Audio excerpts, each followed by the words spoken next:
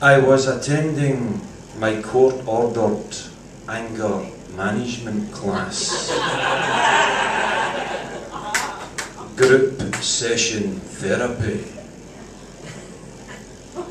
A victim of anger's wound was speaking. A hairy man with a fungus growing on his mouth, kept alive by a water source of BO puddles that spread from underneath his armpits. I'm a fun guy, he said, sniffing for a joke, pointing to the tiny mushroom caps that dotted his lips. Fun fucking guy. The next sharer of anger pie had also been diagnosed with a horrible disease that had a name only a Latin scholar could pronounce. And when he tried to repeat it to people who asked him, "What the hell is wrong with you?" he got angry and wished he could say something else to inquisitors. Something lighter and more digestible. Something more simple, like, "I've got cancer." So, a vengeful God gave him that too. And he said he felt happier having a choice. After all, he was American. And he was just happy to be able to say cancer and not that Latin thing. I've only got one testicle now. And people seemed happier to hear that.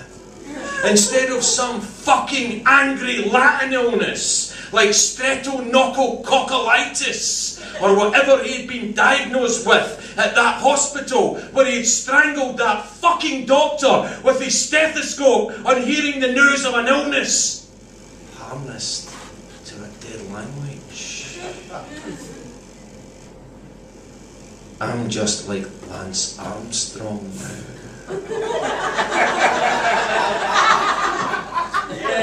He said to the angry group.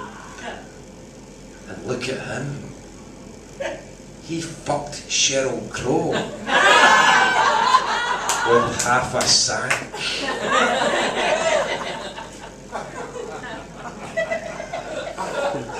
I moved my seat away from these fucking lepers and listened to the psychiatrist reminding the group that those inclined to say the word fucking in their sentences was likely a sign that they were still fucking angry.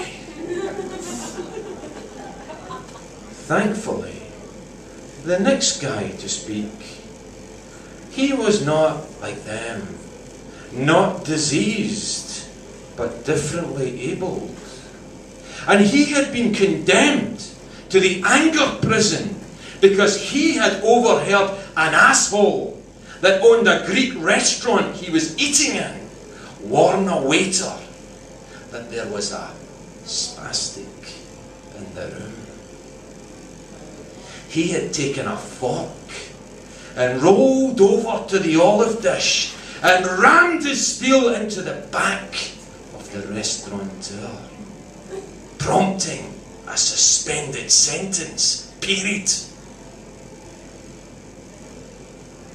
I congratulated him on his actions. Well done, sir. You stood up for what is right in the world.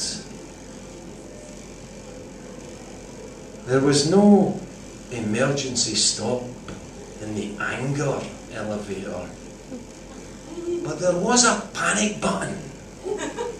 And this next guy had been palming it for weeks on end.